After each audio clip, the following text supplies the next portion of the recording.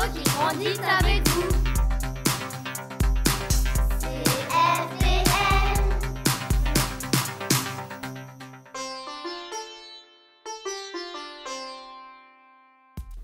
Hello, welcome to Radio Récré. Bonjour, bienvenue sur Radio Récré. Today we are Thursday, 19th of May. Aujourd'hui, on est jeudi 19 mai. This is a special podcast because the entire CN2A class is participating. C'est une émission spéciale car toute la classe y participe. Let's start. Allez, on commence?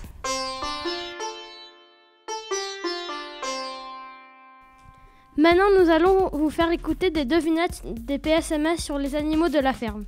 Now we are going to listen to the PSMS riddles on farm animals. Write the answers on a piece of paper. Écrivez vos réponses sur une feuille de papier. N'oubliez pas de déposer vos réponses dans la boîte aux lettres de Radio Récré. Quoi? A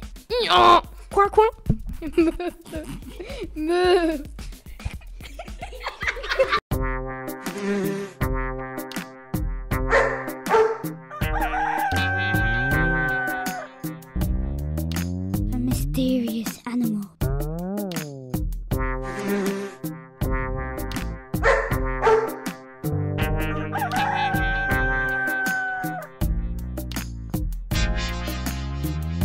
A mysterious animal. The mysterious animals. Bonjour, nous sommes les PSMA. Bonjour. Hello, we are the PSMS.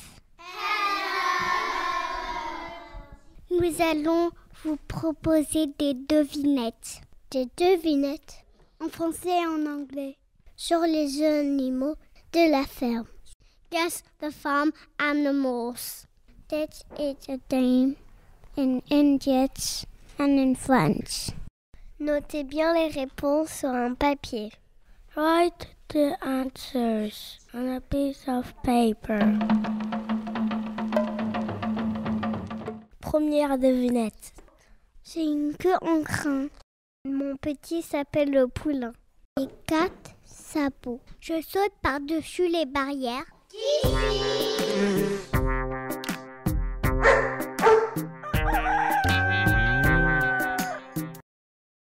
Voici la réponse. Le cheval.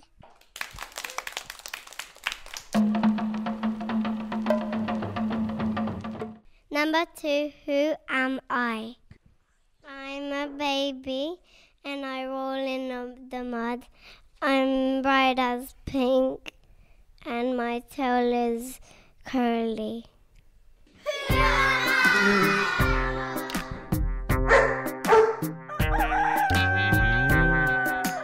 I'm a piglet.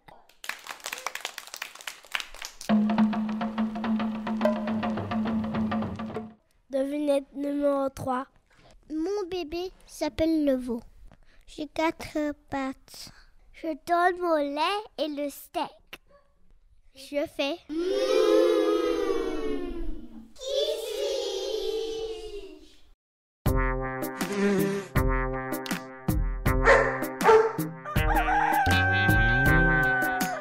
La réponse était. La vache.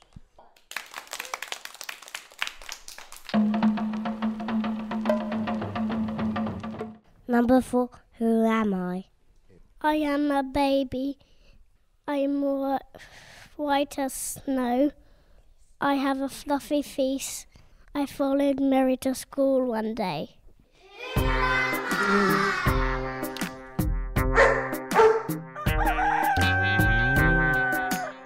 I am a lamb.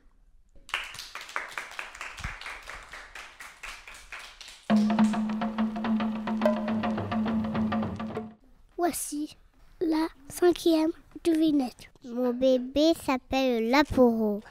J'ai des poils et 4 pattes. Je mange du chou, de la salade et des carottes.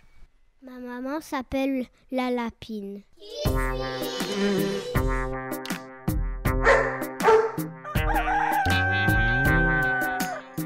La réponse était le lapin.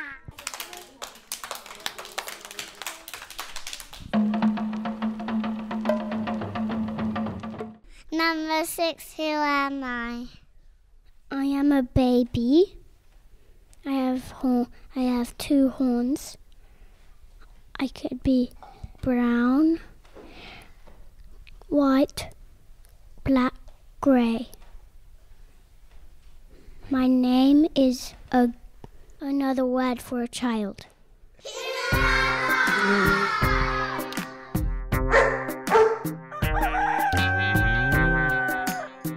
I am a kid.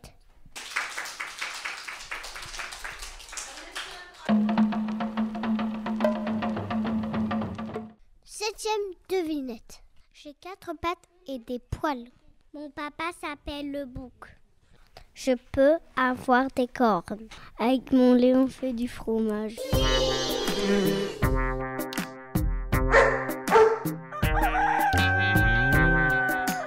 La réponse était... La chèvre. C'était la chèvre.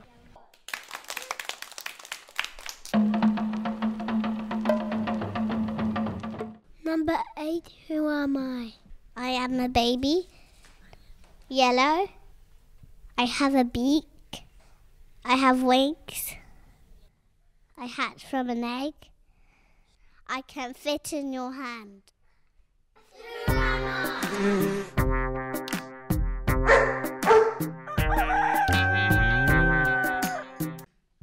I am a chick.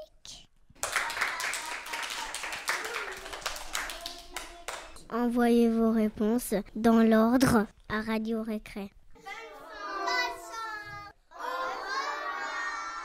Don't forget to send your answers in the white order to Radio Récré.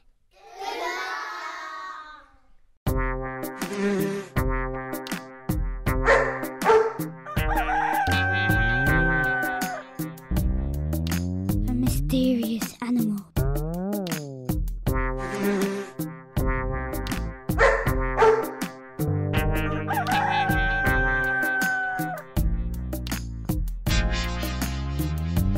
Mysterious animal. The mysterious animals.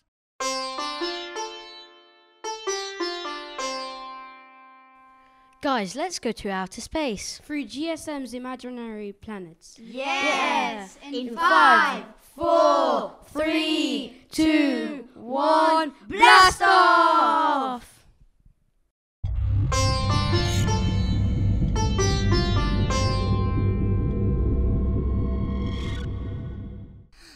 Bonjour, nous sommes les GSM. En classe, nous avons inventé des planètes. Nous allons vous les présenter. Ma planète s'appelle Sucre et on peut la manger. Ma planète s'appelle Eskimo. Je peux sauter dans différentes planètes. Ma planète s'appelle Éclair. Je peux avoir la tête à l'envers. Ma planète s'appelle Titine. Dans cette planète, on peut faire les bisous toute la journée. Ma planète s'appelle Bouboule et on peut la manger. Elle a le goût de boulettes de viande.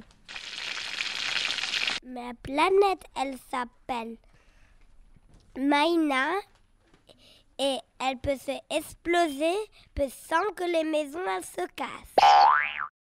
Ma planète s'appelle Londria et on peut y aller dans un toboggan et descendre en dehors de ma planète et lancer des bons sans exploser. Ma planète s'appelle Emmanuel et on peut mettre des couronnes sur les têtes sans toucher les têtes. Aujourd'hui, ma planète s'appelle Papa et tu peux sauter très haut.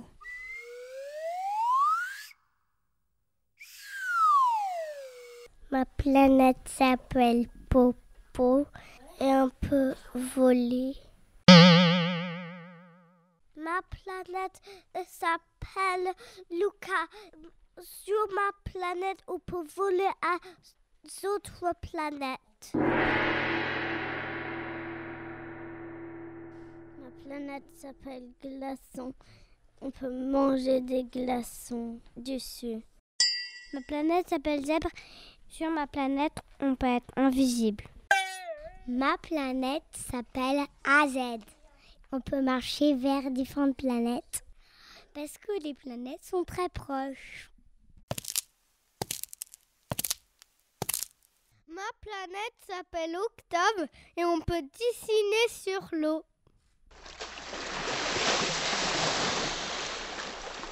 Bon, ma planète, elle s'appelle Éclair et les voitures peuvent voler.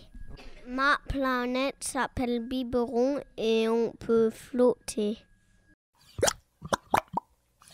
Ma planète s'appelle Feu. C'est une planète qui fabrique d'autres planètes.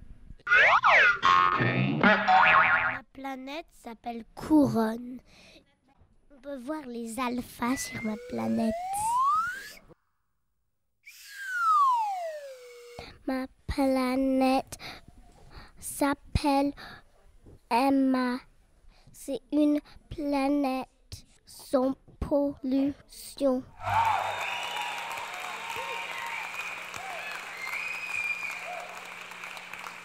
Ma planète s'appelle Pigo. Sur cette planète, je peux manger tout le poisson que je veux.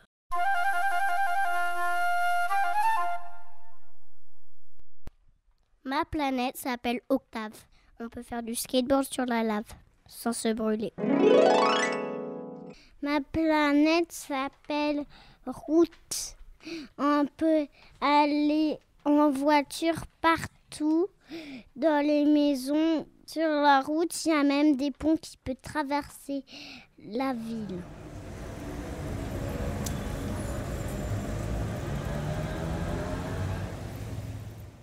Ma planète s'appelle Orage Éclair et sur ma planète, on peut faire du surf sur la lave et les voitures, elles peuvent voler. Ma planète s'appelle Rare. On peut marcher dans l'espace et quand on est mort, on peut redevenir en vie. Ma planète s'appelle So et des voitures de course sur la route et tu peux y aller super vite. Ma planète s'appelle Gol et elle mange des mouches. Ma planète s'appelle Markir et on peut sauter sur une corde dans l'espace.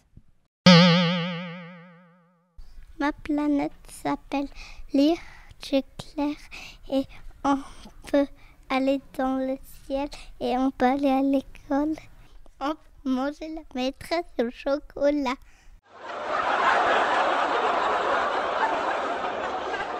Ma planète s'appelle Claire et on peut aller sur un oiseau. Ma planète s'appelle Dauphin et on peut manger dans le ciel et on mange des nuages à barbe à papa. Ma planète s'appelle Herculaire et il y a un poisson magique dans l'eau.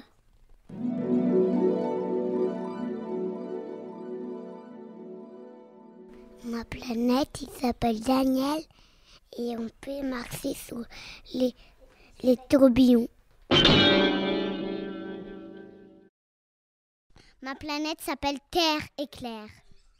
Sur ma planète, tout est couvert de bonbons et chocolat. Et on peut manger la maîtresse en chocolat. On peut tout manger. Et même les immeubles, ils sont faits en chocolat. La planète s'appelle Arc-en-Ciel et on peut jouer sur les arcs-en-ciel. Ma planète s'appelle Ovale et on peut marcher sous terre.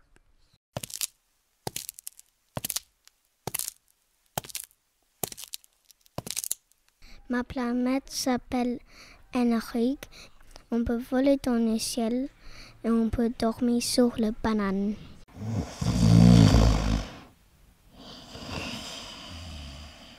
Ma planète s'appelle Top. Il y a un fil invisible sur lequel on peut marcher tout autour de la planète. Ma planète s'appelle Terre Jet Éclair. Il y a des trampolines partout. Ma planète s'appelle Dor et on peut voler dans l'eau. Ma planète s'appelle Rose et Rouge.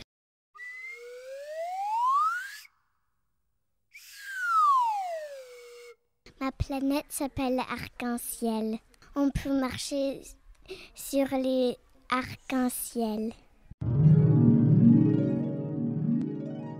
Mon planète s'appelle Rock'n'Roll et on peut courir sans brûler son pied. Voilà, c'est terminé. Est-ce que vous aussi, vous avez une planète imaginaire ?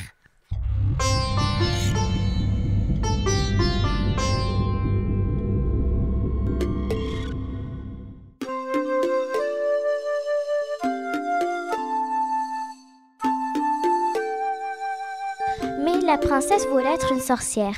J'aimerais tellement entendre les sons du livre. Vous savez que les CP ont déjà fait ça? Regardons l'émission qu'ils nous proposent.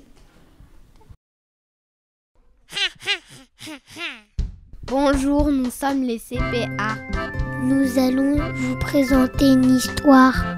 L'histoire s'appelle Princesse. Une histoire écrite par Jean-Christophe Pitard. On va enregistrer certains des bruitages.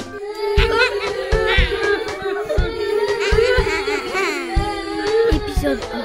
Il était une fois une princesse qui s'appelait justement Princesse. Cette princesse douce et jolie voulait depuis toujours devenir sorcière. Un matin, le roi, son père, lui dit: Une princesse comme toi, si douce et si jolie, ne peut pas faire une bonne sorcière. Tu es fait pour devenir une grande reine comme ta mère. Comme toujours, Princesse répondit: Je ne suis pas méchante, mais je veux être sorcière.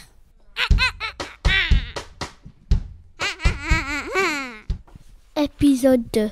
Le roi et la reine étaient malheureux. Ils demandaient conseil à Antoinette, la nounou de Princesse.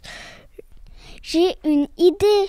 Je vais téléphoner à Marie Fistule, mon amie d'enfance.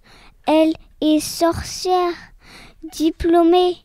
Princesse ira chez elle. Pendant quelques jours, elle verra que c'est un horrible métier, dit sa nourrice.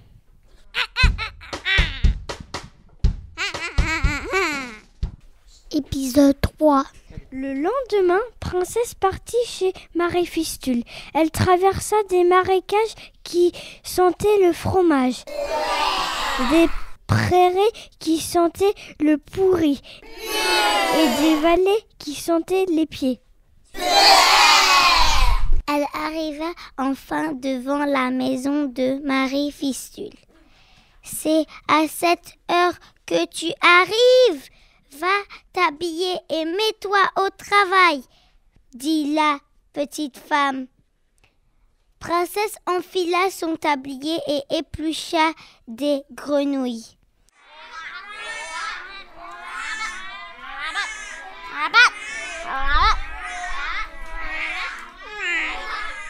Elle commença à regretter le château.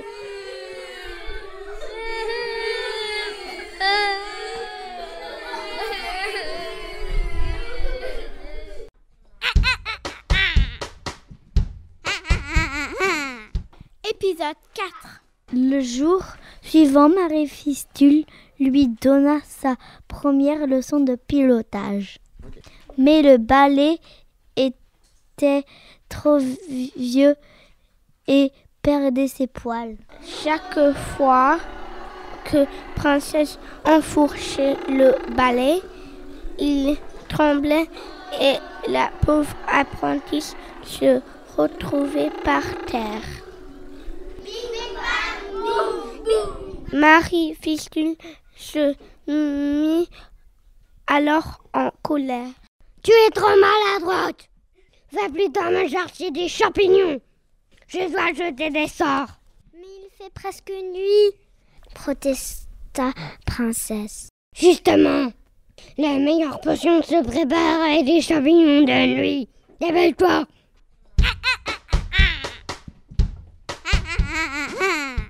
Épisode 5. Princesse s'enfonça dans les bois. Le hibou poussa son cri. Princesse frissonna.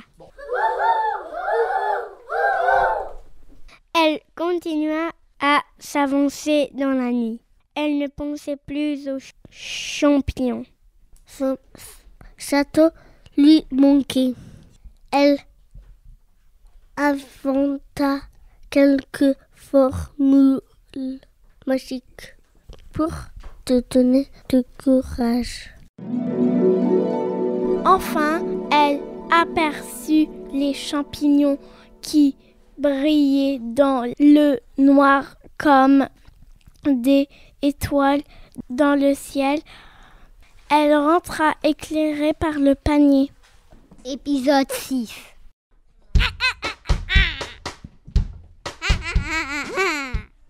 Au petit matin, Princesse n'avait plus envie de devenir sorcière. Elle regrettait sa belle chambre et les jardins du palais. Là-bas, elle était réveillée par les rayons du soleil et le chant des oiseaux.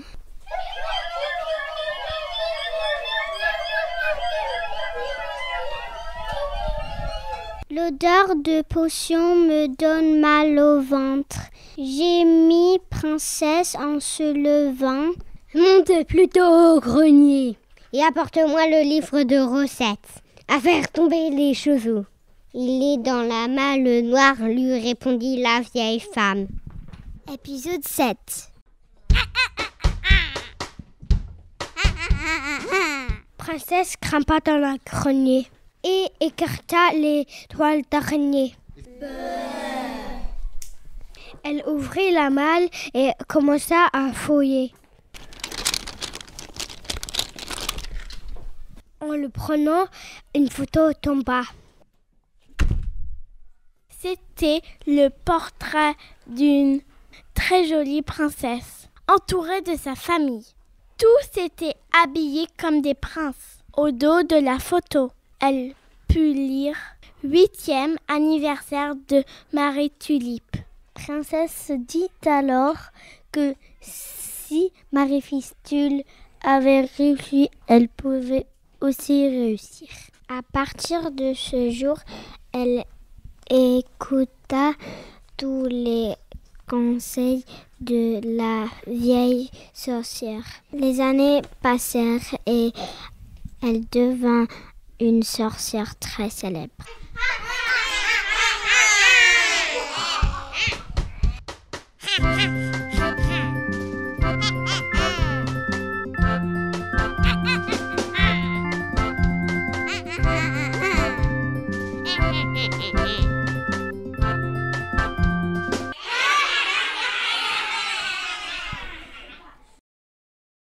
Vous savez, la semaine dernière, j'avais dessiné un bonhomme de neige. Est-ce que tu as déjà dessiné un bonhomme de terre? Ça donnerait quoi? Allons voir les bonhommes de terre des CP.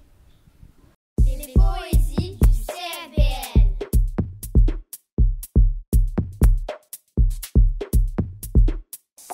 Hello, we are in CPB. We made a bonhomme de la terre. We are going to explain how we made it. We did that because it was Earth Day. We had a piece of paper and we had blue paint and green paint to paint the earth. We researched animals that were in danger and we drew them and put them in cages. We used pieces of paper and cut them and put our favorite animals that are dying. We ripped off pieces of newspaper and we used them for the arms and the legs. We made flowers to make the hands with different colors. Green, pink, Orange, yellow, blue, turquoise, red. We made a poem on the tummy of the Earthman. We made haiku poems. Do you know what it is? The first line we put 5 syllables, then the second line we put 7 syllables, and then the last line we put 5 syllables. Les poésies du CRBL. Try to bake your snack. Don't buy your snack in plastic that pollutes the earth.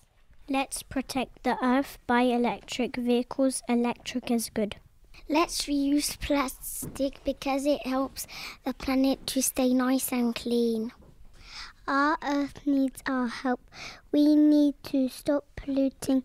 I love our planet. I will reuse plastic and make it into new things to protect the earth. I love the planet. I keep animals safely by not dropping plastic. I love the planet. I try to keep it healthy by picking up trash. Do not take paper and put it into the lake, else it will pollute. I will not eat meat. I'll eat vegetarian. It's better for Earth. I will recycle and make new objects out of paper and bottles. Do not saw down trees. It's not good for the earth. Trees are important. Oceans need our help. Do not pollute the ocean. They need to stay clean. When you build houses, take care of animals' homes, else they will be lost. When I get a box, I can make stuff out of it, like a house for toys. Don't use lights too much. Try to turn them off when you go out of a room. I will recycle. We should not cut down the trees. Let's protect our earth. Don't rip up your clothes because you'll need to buy more. That waste resources. In London, we make 260 tons of rubbish in an hour. Try and use less ink. It takes too much resources. Thank you very much. Don't use plastic bags, else it will pollute the earth. Let's protect the earth. Don't rip your clothes, otherwise you have to put them in the bin. It will be a shame. Plant more flowers. Flowers are good for the earth, and they look pretty.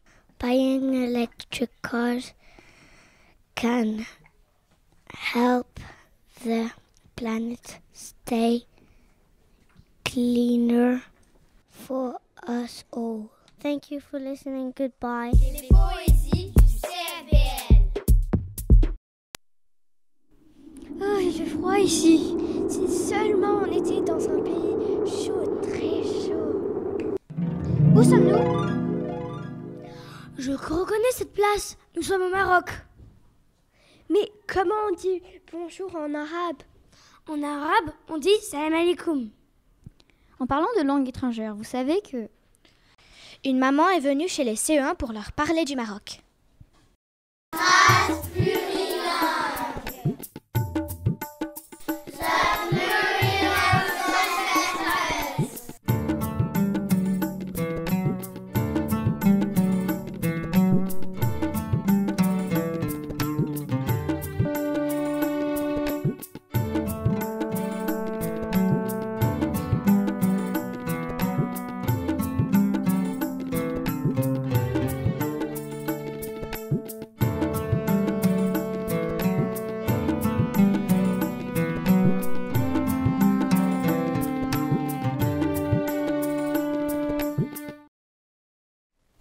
La phrase en arabe, c'est Al-Atfal yal'abouna fil mal'ab.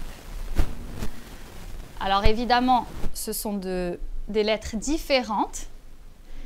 Al-Atfal, ça veut dire les enfants et the children. Alors qu'est-ce que vous remarquez entre les phrases en français et en anglais et la phrase en arabe? En arabe, tu lis dans l'autre sens. Et en fait, donc en arabe, on commence à écrire de la droite vers la gauche. Alors qu'en français et en anglais, on commence à gauche et on finit notre phrase à droite et on met un point. Et alors, donc maintenant que Caroline nous a aidé à trouver le mot al-atfal, qui veut dire les enfants, qui peut deviner où se trouve le mot yal'aboun, qui veut dire que les enfants sont en train de jouer? Donc, qui peut me montrer le verbe? Exactement. Alors, ça, c'est le verbe. Yal'aboun, qui veut dire jouer. Et alors, bon, là, c'est facile. Le reste de la phrase, fil mal'ab, ça veut dire in the playground ou dans la cour. Qui peut me dire quelle est la deuxième différence entre les mots, entre les phrases en français et en anglais et la phrase en arabe? Je ne suis pas sûre, mais il y a plein de diamants dessous et au-dessus. Il y a des petits diamants. Les petits diamants, c'est des petits points qu'on met avec les lettres. Si on regarde la phrase en français et à la phrase en anglais, les lettres qu'on utilise pour former les mots, c'est les mêmes. Alors que dans la phrase en arabe, ce ne sont pas du tout les mêmes lettres.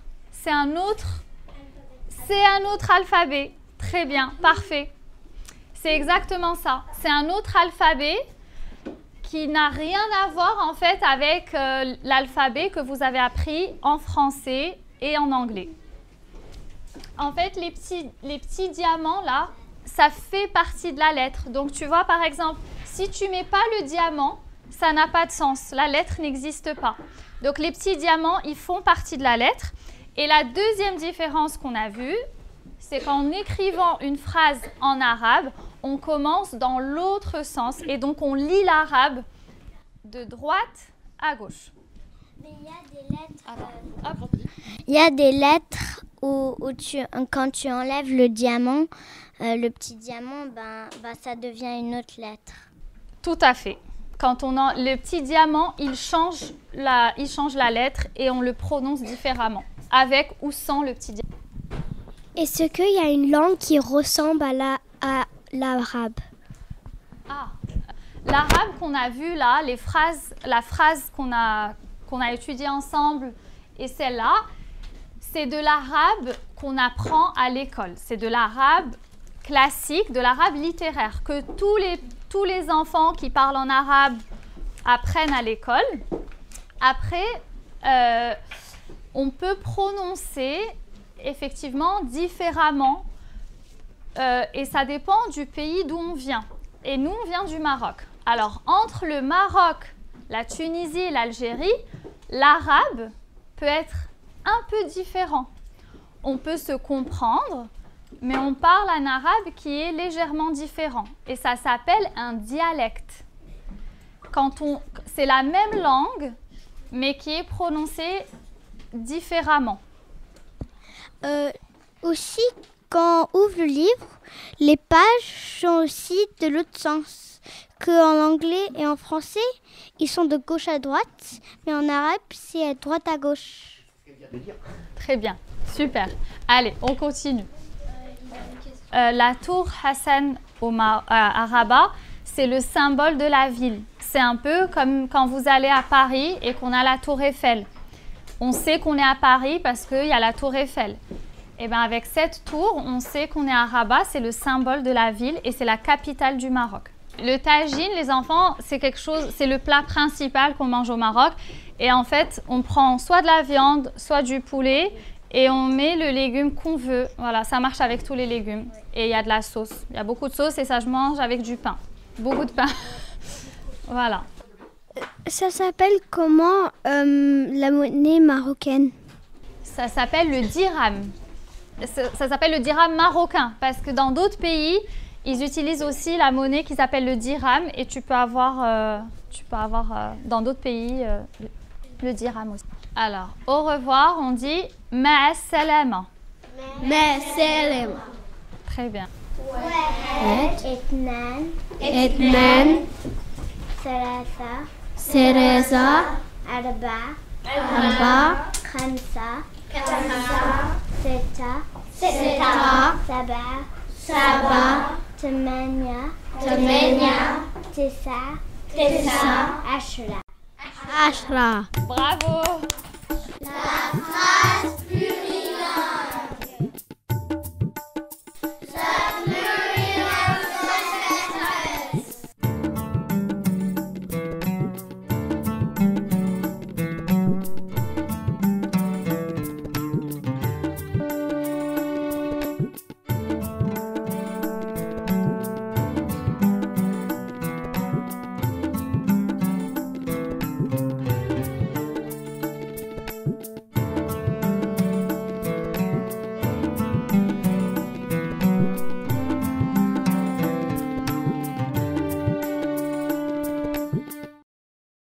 Et les filles, vous vous souvenez de l'énigme faite par Gabriel en 5e?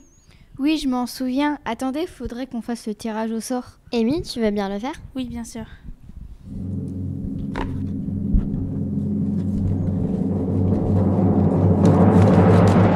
Le gagnant est Cléo de 5e A. Bravo Cléo, tu as gagné un cadeau surprise offert par le département mathématiques. Et voici la nouvelle énigme. Bonne chance! Les énigmes scientifiques du CFBL. Bonjour, je m'appelle Félicie, je suis en 5e B et je vais vous présenter mon énigme. Mon énigme s'appelle les souris.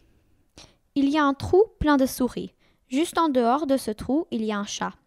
À chaque fois que des souris sortent de ce trou, le chat les mange.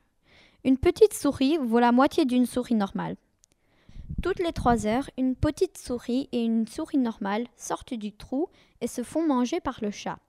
Combien de souris mangera le chat en une semaine? Envoyez vos réponses à Radio Récré le plus tôt possible. Au revoir. Les énigmes scientifiques du CFBL. Savez-vous qu'un papa d'élèves en CE2 est venu dans leur classe pour leur parler de l'architecture écologique? Écoutons cette émission des écolos rigolos. Et merci au père de cet élève d'être venu. Merci, car l'écologie, c'est très important. Merci. Les écolos rigolos.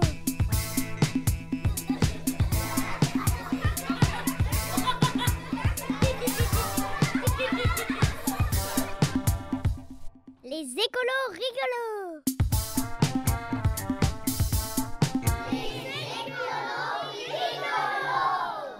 Bonjour, nous sommes les CE2. Voici les écolos rigolos. Dans notre classe, comme vous le savez, on travaille beaucoup sur l'écologie. Nous avons rencontré Monsieur Lefebvre qui nous a présenté son métier écologique. En plus, il est papa d'élèves. Monsieur Lefebvre, il construit des bâtiments écologiques. La première question qu'il nous a posée est: est-ce que pour vous, c'est important de protéger la planète? Je m'appelle Thomas, je suis ici pour vous parler de mon métier. Je suis aussi papa de 2 enfants au CFBL, donc je connais certains de vous, au moins certains de vos parents. Avant de commencer, je voulais savoir parmi vous qui pense que sauver la planète et faire attention à la planète, c'est important. Les écolos rigolos.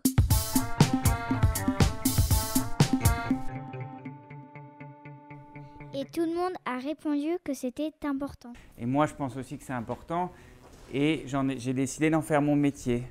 Donc c'est un message déjà que je voulais vous faire passer, c'est que quand on pense que quelque chose est important dans la vie, on peut en faire son métier.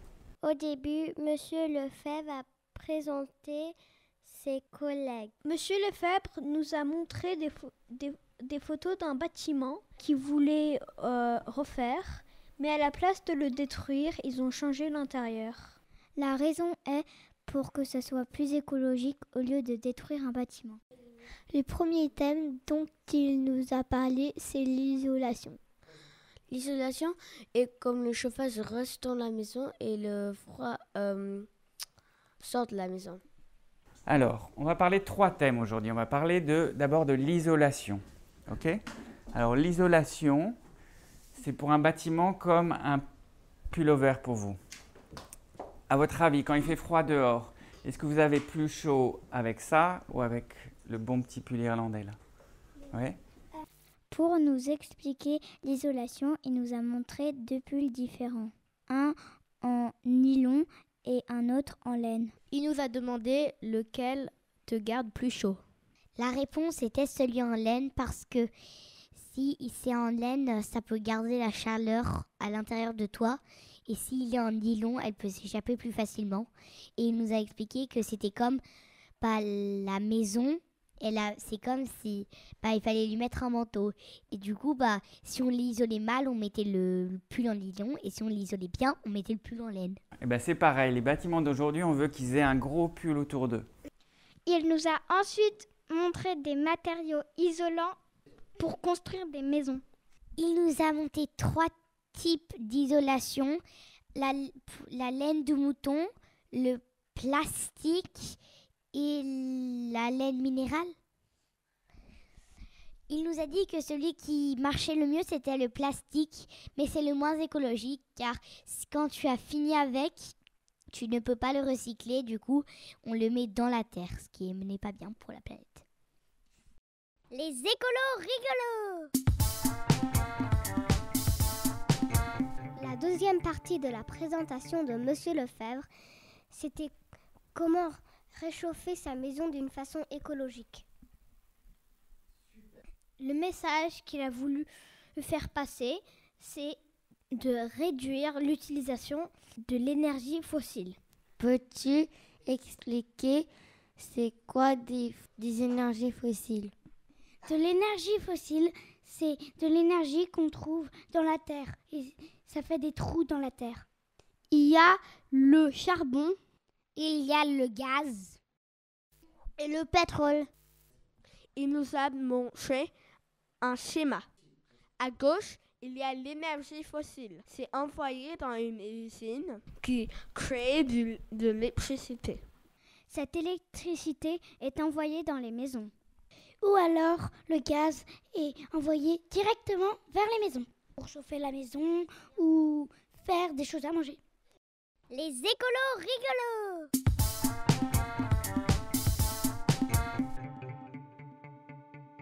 Ensuite, Monsieur Lefebvre nous a parlé des énergies renouvelables. Comme les panneaux solaires et les éoliennes. Il nous a montré un autre schéma. Pour nous montrer comment alimenter une maison avec des énergies renouvelables. Un nouveau petit schéma pour vous, comme pour l'autre. Donc ça, c'est ce qu'on doit faire maintenant. Donc on doit utiliser les énergies renouvelables qui vont être transmises dans des câbles électriques et utilisées dans des pompes à chaleur. D'accord ? Il y a des panneaux solaires et les éoliennes qui sont utilisées pour faire de l'électricité. Et cette électricité est soit transportée directement dans les maisons ou elle est utilisée pour alimenter les pompes à chaleur qui sont une façon écologique de remplacer les énergies fossiles. À la fin, il nous a montré le schéma d'une maison écologique. Et je vais vous demander, sur ce dessin, vous allez devoir me dire quels éléments du dessin vous font penser que cette maison, elle est bien au point de vue écologique. Dans cette maison, il y a des panneaux solaires. Dans cette maison, on recycle les déchets. Il y a aussi les récupérateurs d'eau. Il y a un espace vert. Les voitures ou la voiture est électrique. Donc il y a 2 raisons pour lesquelles c'est mieux une voiture électrique. Un, elle n'utilise pas d'énergie fossile parce qu'elle utilise l'électricité. L'électricité, on pourra la fabriquer de plus en plus avec des énergies renouvelables. Et l'autre raison, c'est qu'une voiture à pétrole, elle va brûler le pétrole pour fonctionner, et du coup, par le pot d'échappement, il y a des gaz qui sortent, qui font que l'air dans nos villes, il n'est pas très propre. Alors qu'une voiture électrique, elle n'a pas de gaz qui sort d'elle. Dans cette maison, il y a une installation pour éviter les inondations. Dans cette maison, il y a des toilettes sèches. Dans cette maison, les vêtements sèchent avec le vent. Il y a aussi un compost. Merci, Monsieur Lefebvre. Les écolos rigolos.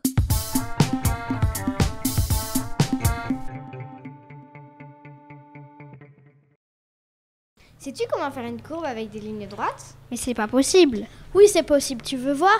Écoutons l'interview de Madame Musset qui est venue nous raconter un conte mathématique.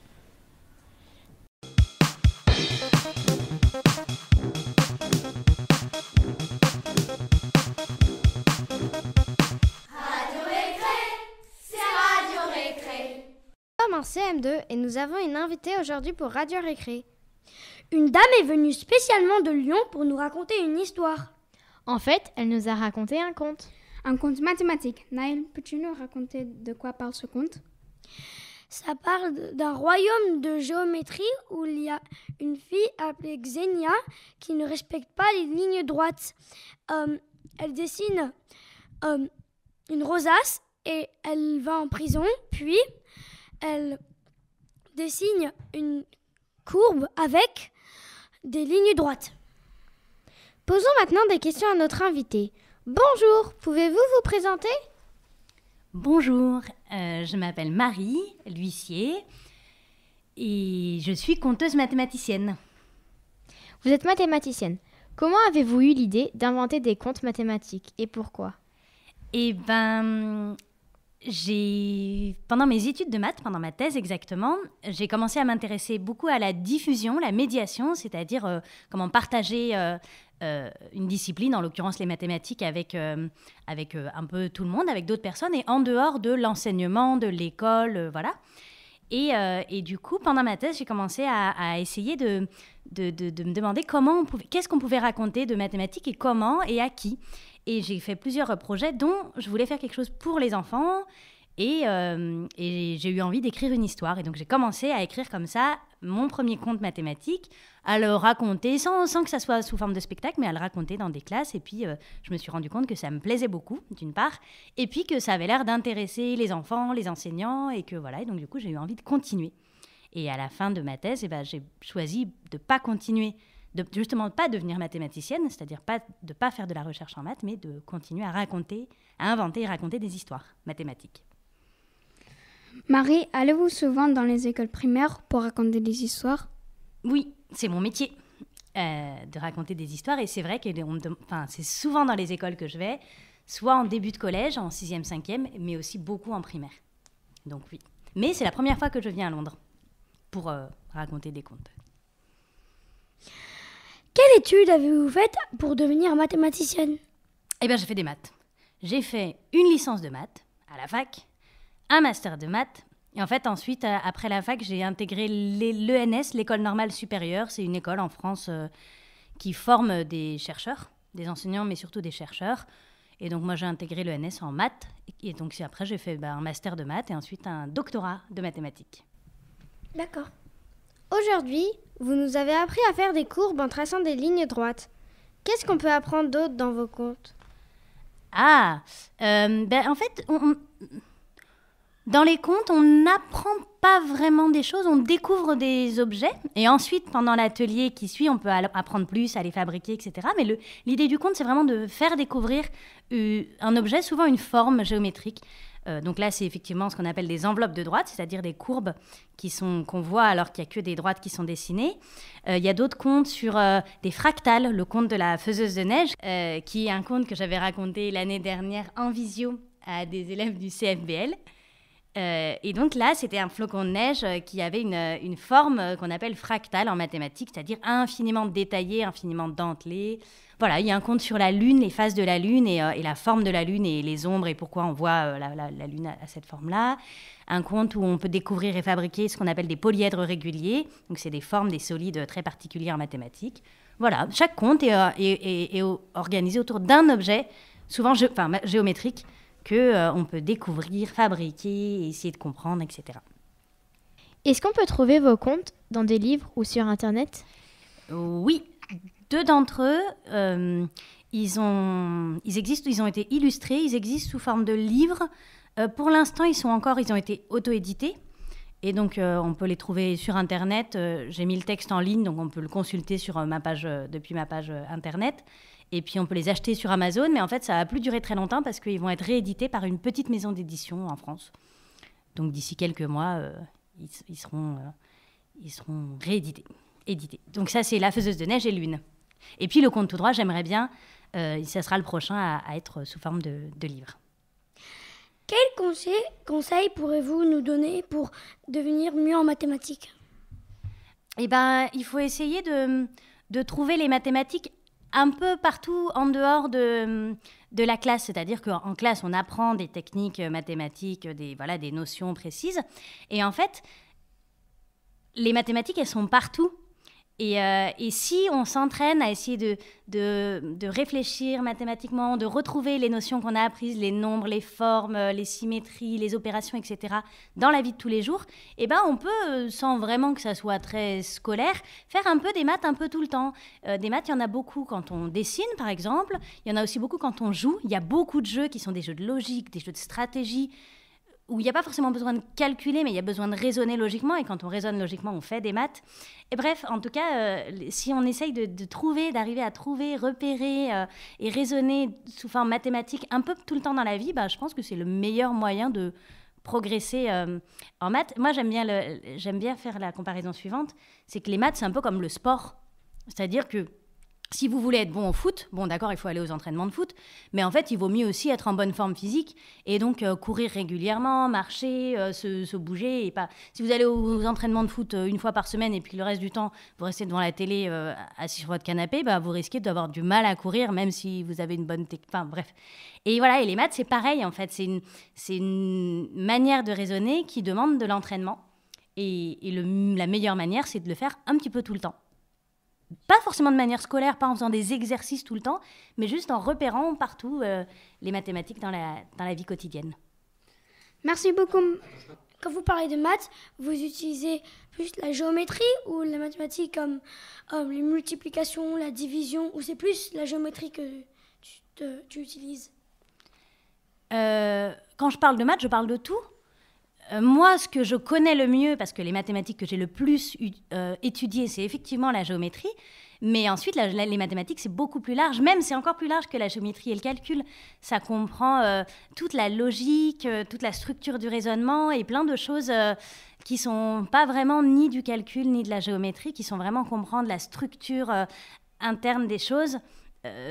Voilà, donc les maths, c'est beaucoup plus grand que ce qu'on peut imaginer. Et je dirais que de manière générique, tout ce qui est logique, tout ce qui est structuré logiquement, il y a des maths dedans, c'est des maths. À chaque fois qu'on raisonne logiquement et qu'on raisonne de manière logique, on fait des maths. Et donc, faire du calcul, c'est une manière de se balader de manière très logique entre les nombres, de les agencer logiquement entre eux, de dire, voilà, ils ont des relations entre eux, etc. La géométrie aussi. Mais il y a encore plein d'autres choses. Et voilà, quand je dis les mathématiques, je pense surtout à la pensée logique, en fait, et à toutes ces applications, aux nombres, aux formes et à plein d'autres choses. Merci beaucoup, Marie, d'être venue répondre à nos questions. Merci, elles sont chouettes, vos questions. Merci beaucoup de me les avoir posées. Merci. Merci, au revoir. Merci, au revoir. Au revoir. Au revoir.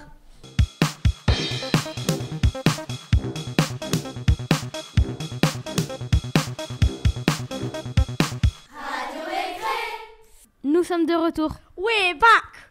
Saviez-vous que le temps d'école a été avancé de 2 heures? Fake news, Émile, ce n'est pas vrai. Ah bon? Ça tombe bien, les CM2 du Clubhouse vont nous parler des fake news. Fake news! Fake news. Bonjour, nous sommes en CM2 au Clubhouse. Aujourd'hui, on a fait un atelier de fake news.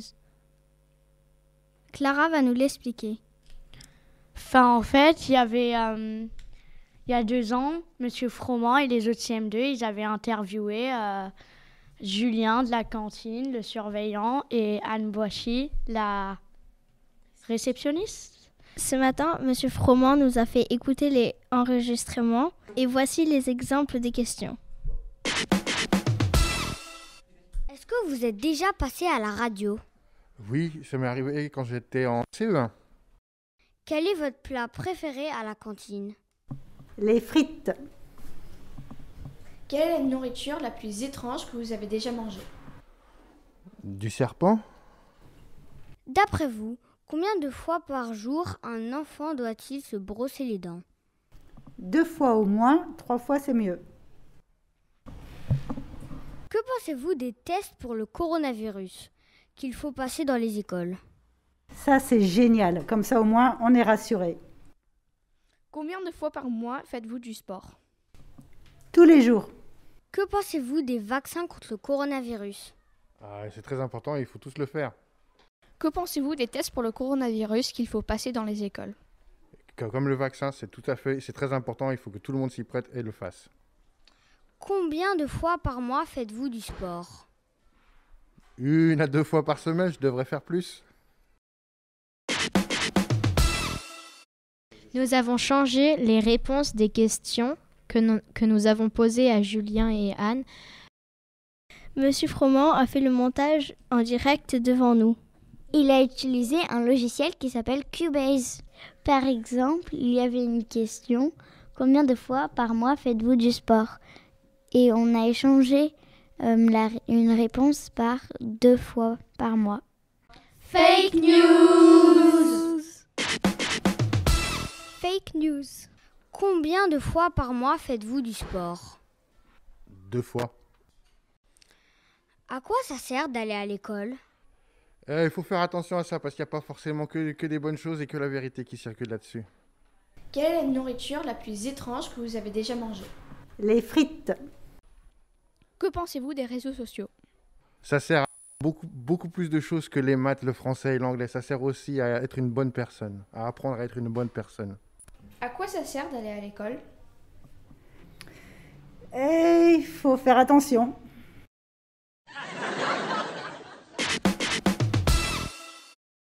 Alors Naël, qu'as-tu pensé de la session ce matin? J'ai trouvé que c'était très rigolo, que tu pouvais changer les phrases des autres personnes, comme quel est ton plat préféré à la cuisine? Le serpent. Quel est le plat le plus étrange que tu as mangé? Les frites. Bonjour Clémentine, qu'as-tu retenu de cette leçon? Qu'il faut pas tout croire que ce que tu vois sur les réseaux sociaux. Moi, je pense que c'est très facile à faire. Des fois, c'est marrant, mais des fois, c'est grave dangereux. Et puis après, si tu arrives à faire le montage, par exemple, Monsieur Froment, il nous a donné un exemple d'un politicien qui peut changer un discours qu'il a fait par le fake news avec le montage et tout ça. Alors, c'est dangereux des fois, mais des fois, c'est marrant. Moi, ce que j'ai préféré, c'est qu'on pouvait voir quand Monsieur Froment faisait le montage et que c'était très intéressant à voir et on pouvait... Quelle langue je vais choisir pour le collège? Il y a le mandarin, l'allemand, l'espagnol, mais ils sont tous bons. Je sais pas quoi choisir. C'est dur. Ni hao. Bonjour garçon, quelle langue je vais choisir pour le collège? Les 6e m'ont convaincu de choisir le mandarin. Ça c'est bien. Hola. Bonjour Stanley, quelle langue tu as choisi pour le collège, toi? Les collégiens m'ont proposé espagnol. Espagnol. Guten Tag. Bonjour Harry, quelle langue tu as choisi pour le collège, Les toi? collégiens m'ont proposé de choisir l'allemand. Ok. Écoutons cette séquence des 6e qui parlent de leur langue qu'ils ont choisie au collège. Bonjour, nous sommes en CM2. L'année prochaine, nous serons en 6e. Il va falloir choisir une LV2. LV2, ça veut dire langue vivante seconde. Au CFBL, on peut choisir entre l'espagnol, le mandarin ou l'allemand. On a demandé à des 6e de venir nous voir pour en savoir plus sur ces 3 langues. Bonjour, merci pour être venus, les 6e. On va commencer par poser des questions aux élèves qui ont choisi le mandarin. Pourquoi avez-vous choisi le mandarin? Moi, j'ai choisi le mandarin parce que c'est une langue universelle que beaucoup de personnes parlent. Moi, j'ai choisi cette langue parce que ça peut nous donner de grandes opportunités dans la vie, de pouvoir parler plusieurs langues. Moi, j'ai choisi cette langue parce qu'elle est vraiment belle, que j'aime beaucoup l'écriture et j'aime beaucoup la calligraphie. Donc voilà. J'ai choisi cette langue parce qu'il y a beaucoup de personnes qui la parlent et elle est super belle. Ça me plaît parce que l'ambiance, elle est fun, on apprend beaucoup et c'est tout. Moi, je l'aime bien puisqu'on fait beaucoup de calligraphie. J'aime bien cette langue car on fait beaucoup de jeux en classe et c'est amusant. Moi, j'adore cette langue parce qu'on écrit beaucoup, on parle beaucoup, on apprend beaucoup. Est-ce qu'il y a quelque chose qui vous plaît beaucoup en cours de mandarin au CFBL ? Dans les cours de mandarin au CFBL, on fait beaucoup de jeux et ça nous aide à apprendre et c'est amusant en même temps. Est-ce que vous avez des mots préférés en mandarin ? Moi, j'aime bien le ni hao. Moi, j'aime bien le xiao. J'aime bien le chou. Moi, j'aime bien le jeu. Pouvez-vous nous traduire ? Alors, ni hao, ça veut dire bonjour. Xiao, ça veut dire petit. Chou, ça veut dire cochon. Je, c'est le soleil et c'est le signe du jour. C'est comme ça qu'on dit le jour en mandarin. Est-ce que vous connaissez des chansons en mandarin ? Nous, on a appris une chanson de Nouvel An, mais on l'a oubliée, désolé. Avez-vous déjà été en Chine ? Moi, je n'ai jamais été en Chine. Moi non, mais peut-être qu'on y ira. Malheureusement, non. Et moi aussi, malheureusement, je ne suis pas allée. Malheureusement. Avez-vous d'autres raisons pour lesquelles vous conseillez de choisir le mandarin au CFBL ? Les parents, ils voulaient aussi que je parle cette langue. Alors, j'ai commencé à un petit peu découvrir avant d'apprendre et j'ai bien aimé. Moi, d'abord parce que vous avez commencé déjà le mandarin, donc c'est bien de continuer. Ensuite, parce que le mandarin, c'est une excellente langue. Je vous le conseille vraiment beaucoup. C'est vrai, vous avez raison. Nous avons commencé le mandarin il y a 2 ans, en CM1. Merci beaucoup. Accueillons maintenant les 6e qui ont choisi l'espagnol. Pourquoi as-tu choisi l'espagnol ? J'ai choisi l'espagnol car c'est une langue très intéressante et c'est amusant. J'ai choisi l'espagnol parce que je pense que c'est une des 3 langues principales à mon goût. J'ai choisi l'espagnol parce que je trouve que c'est une langue beaucoup parlée et du coup, c'est bien de la parler puisque il y a beaucoup de gens qui la parlent. J'ai choisi l'espagnol parce que quand on est des adultes, ça va nous aider. Est-ce que l'espagnol te plaît jusqu'à présent ? Oui, l'espagnol, c'est très amusant. On fait des jeux, on s'amuse et les évaluations sont plutôt faciles. Oui, moi j'aime bien l'espagnol jusqu'à présent car ça devient de plus en plus facile et de plus en plus intéressant. J'aime bien l'espagnol parce que on apprend bien et le prof, quand on ne comprend pas, il nous explique. Oui, car dans l'espagnol, nos professeurs nous aident quand on a des difficultés.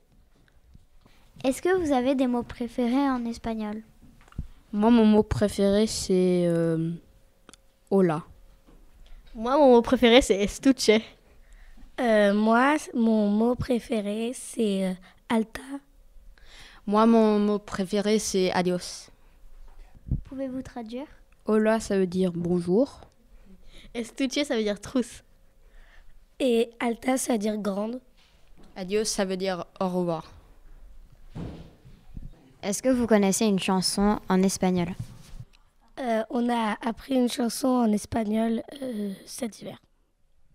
Ya está aquí, ya alegro, blanca Navidad, con su manto de alegría todo cubría. ¡Hey! Ya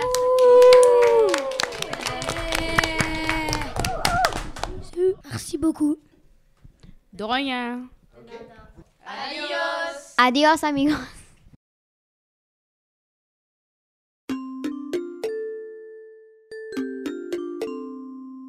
Pourquoi avez-vous choisi l'allemand ?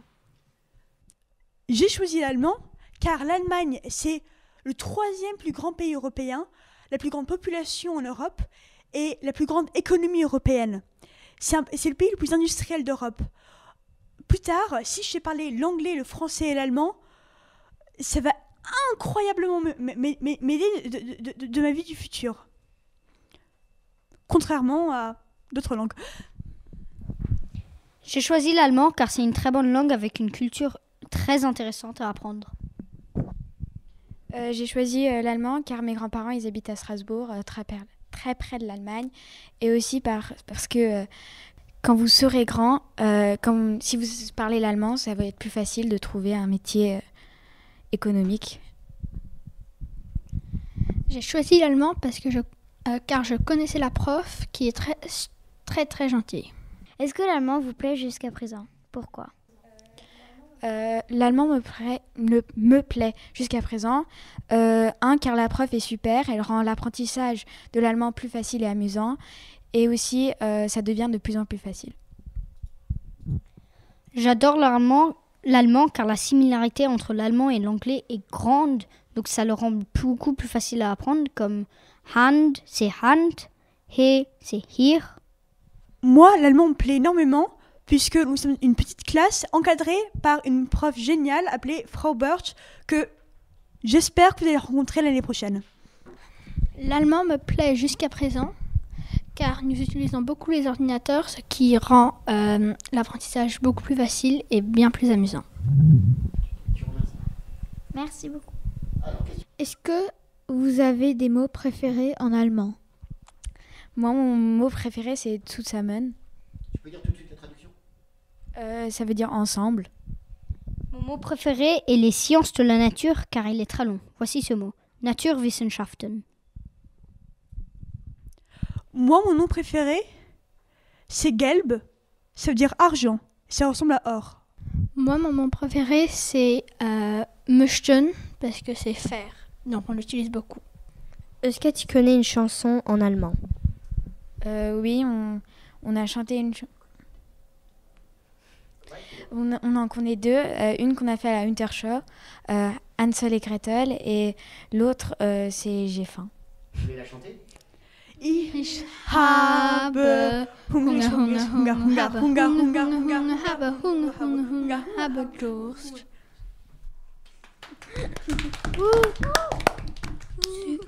Avez-vous d'autres raisons pour lesquelles vous conseillez de choisir l'allemand au CFBL? L'allemand est une langue de découverte. Le plus que vous vous investirez dans les cours, le plus que les cours deviendront intéressants et amusants à apprendre. Moi, je vous dis tout de suite d'oublier les gens qui disent que l'allemand c'est compliqué. En réalité, c'est très facile et c'est une langue extrêmement européenne, très importante dans l'histoire des Nations Unies dans l'Union européenne. Moi, je conseille de choisir allemand parce que c'est entre l'espagnol et le mandarin en termes de difficulté. Donc, si on veut un peu d'un challenge, parce que l'espagnol, c'est vraiment trop facile. Donc, pour avoir un peu d'un challenge, il faut choisir l'allemand.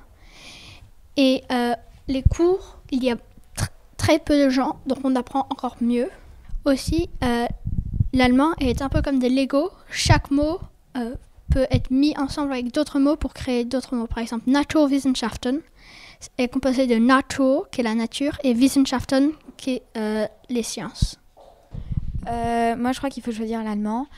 Comme a dit Corentin, c'est un challenge par rapport à d'autres langues. Et je ne sais pas s'il y en a qui parlent italien, mais l'espagnol, ça ressemble un peu à l'italien. Et l'allemand, ça ressemble beaucoup au latin aussi. Et alors, si vous voulez apprendre le latin en 5e, l'allemand pourrait vous rendre l'apprentissage du latin plus facile. Merci beaucoup. Merci. That's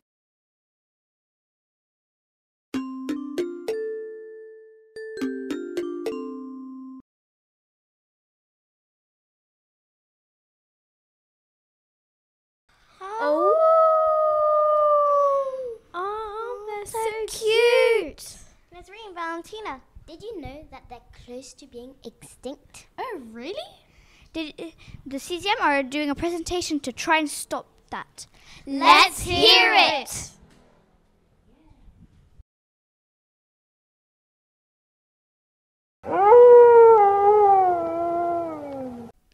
My name is Jeremy. I'm in 6B.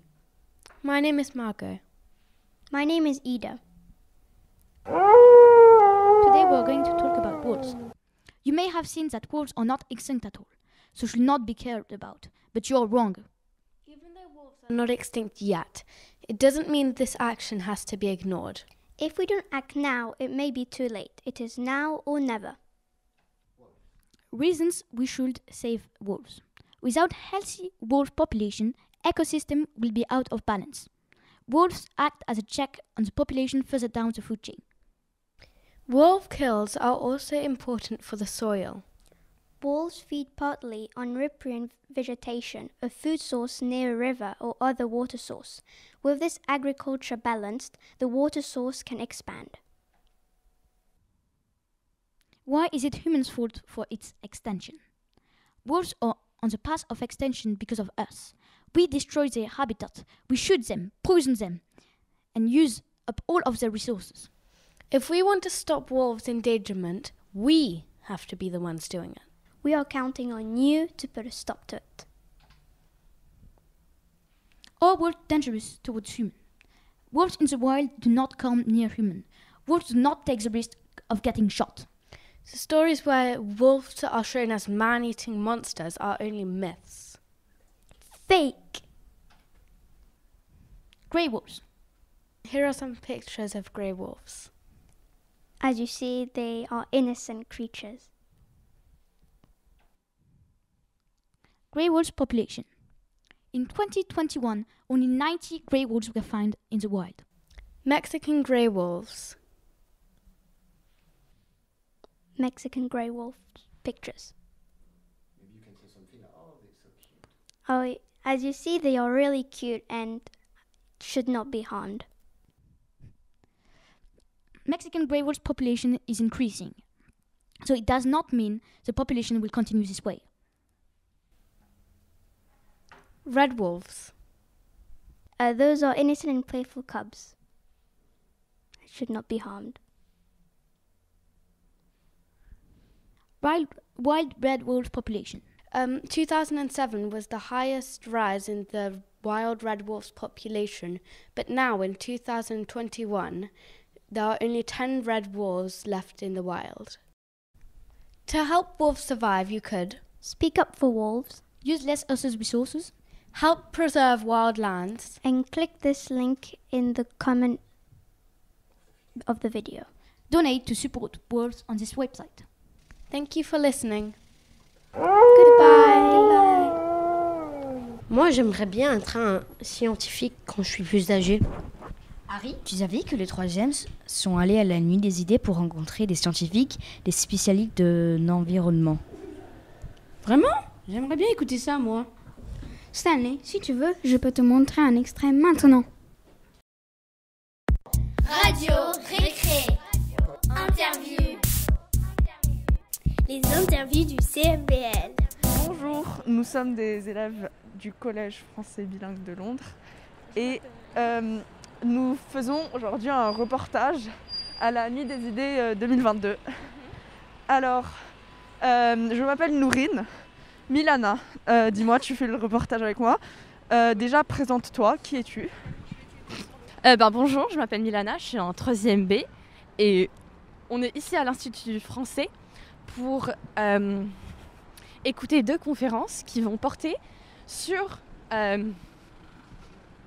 pandémie du Covid-19 et Rebuilding Together. To get through, it's time for me to introduce you to the man who's letting us be in his world, the director of the French Institute. Please welcome Bertrand Bouchwater.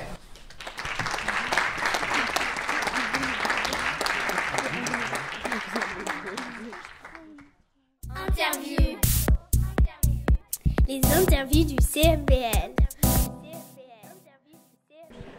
Bonjour, est-ce que vous pouvez vous présenter déjà? Bonjour, je suis Stéphane Foin, conseiller culturel adjoint à l'ambassade de France. Et qu'est-ce que vous attendez de cette soirée aujourd'hui? J'attends des rencontres intellectuelles très fortes, mais aussi émouvantes sur comment on peut penser de reconstruire le monde ensemble. Et donc, il y a à la fois des économistes là, que je vais aller écouter tout de suite après, mais aussi des artistes, des personnes engagées. Donc j'espère être stimulé intellectuellement. Et concrètement, est-ce que vous pensez que ce genre d'événements peuvent avoir un impact concret sur le monde ? Alors sur le monde, je ne sais pas, mais j'espère vraiment, je pense que ça peut stimuler, nous encourager. On est tous un petit peu fatigués, surtout dans la période actuelle, un peu engourdis par toutes ces histoires de maladies, d'enfermement, de protocoles et tout.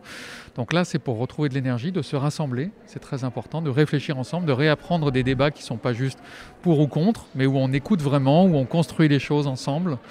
Donc je pense que ça peut pas transformer le monde ce soir, mais de semer plein de petites graines chez plein de jeunes et de moins jeunes. Des discussions constructives. Ouais. Enfin, faire des discussions constructives. Voilà, ouais. Peut-être réapprendre à discuter. Oui. À s'écouter. Ouais. Bon bah, merci beaucoup. Bonne soirée. Merci à vous. Bonne soirée. Merci. Interview. Les interviews du CMBL. Est-ce que vous avez 2-3 minutes pour répondre à quelques questions ? Avec plaisir. Pour Radio Récré, il n'y a pas de problème. Je suis enseignant au lycée Charles de Gaulle d'histoire-géographie et j'ai participé, j'ai fait participer mes élèves hier dans l'événement Before the Night à une simulation de débat autour du déboulonnage des statues. Voilà. Et qu'est-ce que vous attendez de cette soirée aujourd'hui ? D'écouter plein de gens de points de vue différents. Il se trouve qu'hier, la simulation de débat voulait mettre en scène une situation de controverse sur un sujet très spécifique. Et les différentes tables rondes ou discussions de ce soir sont l'occasion justement de faire entendre des points de vue, des positions variées sur des sujets d'importance, d'actualité et sur lesquels il est difficile parfois de trancher. Et donc c'est toujours intéressant d'avoir justement la variété des pensées et de l'intellectuel d'aujourd'hui. Et nous, en tant que jeunes, comment est-ce que vous pensez que cet événement peut nous inspirer ou qu'est-ce que nous, on peut en tirer ? Alors moi, j'ai 2 réponses à cela. La première réponse, c'est que je pense que vous pouvez vous en emparer, surtout, de bien des manières, en vous laissant flotter vos oreilles. Et comme je l'ai montré hier lors de cette simulation de débat, qui faisait intervenir un moment dans une conversation très policée, très calme, des élèves avaient comme rôle dans la simulation de débat de venir perturber la simulation avec des activistes qui arrivaient sur scène, qui interrompaient et qui permettaient de faire bouger un peu les discussions. Je pense que c'est fait partie des rôles activistes, critiques, citoyens des jeunes que d'être extrêmement présents et de ne pas laisser ces espaces aux personnes âgées dont je commence à faire partie bientôt.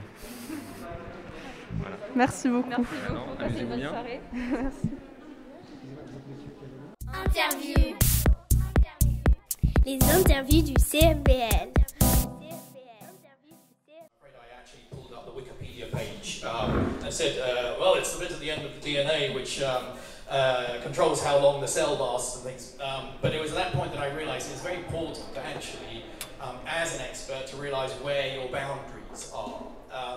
But I think this role that I have, the professor for the public... Interview. Les interviews du CMBL.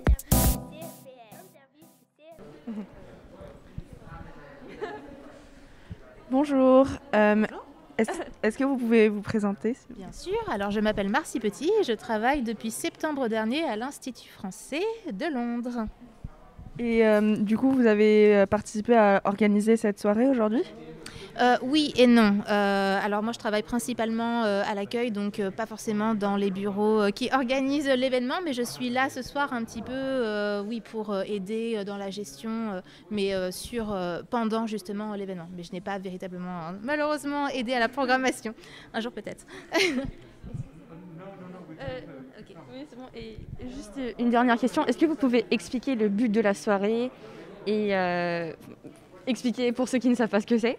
Ok, Ok, très bien. Donc la Nuit des idées, c'est un événement qui se passe tous les ans, donc un événement annuel au sein de l'Institut français et qui a pour but vraiment d'engager des discussions, des regards, de créer des débats au sein des personnes sur des thématiques en particulier. Donc là, cette année, c'était Rebuilding the World Together. Donc je pense que ça résonne notamment avec un monde post-Covid où justement il y a beaucoup de choses, beaucoup de choses à refaire et qui questionnent justement tout cela.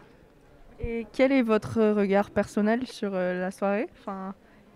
Qu'est-ce que vous en attendez ? Peut-être que vous n'allez pas assister au... Non, malheureusement, cette question est peut-être... je ne suis pas peut-être la mieux placée pour y répondre, malheureusement, parce que je ne vais pas véritablement pouvoir participer au débat moi-même, puisque je dois rester en retrait dû mes obligations professionnelles de ce soir. Mais si j'avais en tout cas l'occasion de pouvoir y participer, le regard que je porte, moi-même en tant qu'artiste, puisque je suis également artiste visuel, c'est comment en fait renouer des liens entre nous les humains. Ça, c'est vraiment quelque chose de très important et ce sont des questions que je me pose en ce moment même. Voilà. Merci beaucoup. Attends, une dernière petite question. Vous dites que vous êtes artiste et un des sujets de ce soir, c'est la pandémie de Covid-19. Et pendant la pandémie, les centres culturels et beaucoup de l'art ont été mis de côté. Qu'est-ce que vous pensez par rapport à ce sujet ? Oui, c'est vrai que clairement, dans la mesure du possible, c'est peut-être quelque chose qui peut se comprendre. On a plus envie de se focaliser sur la santé, justement, sur l'éducation. Néanmoins, je pense que la culture est un sujet qu'on ne devrait pas mettre au rabais.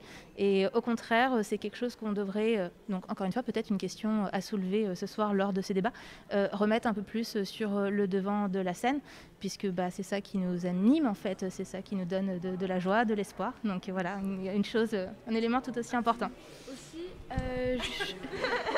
pardon. Dernière question. Oui, je veux juste savoir, vous êtes artiste, donc comment vous avez fait pour continuer de faire de l'art pendant la pandémie ?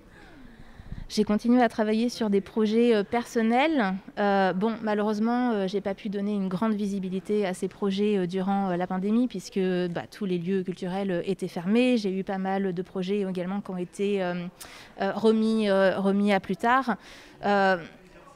Très sincèrement, je pense qu'en parlant au nom de beaucoup d'artistes, beaucoup de professionnels de la culture, du spectacle, des arts vivants, je pense que l'enjeu, c'était surtout de ne pas perdre espoir en fait, pendant la pandémie et de continuer à travailler, quoi qu'il arrive, sur ces projets à soi. Voilà. Donc pour vous, l'art est essentiel ? Affirmatif. Merci beaucoup. Merci beaucoup. Bravo à vous. Interview. Les interviews du CMBL. For those who don't know, could you present what the Night of Ideas is and what its aim is? It really brings people from different walks of life. It brings professors, politicians, poets, public, students to come together and debate something of real importance.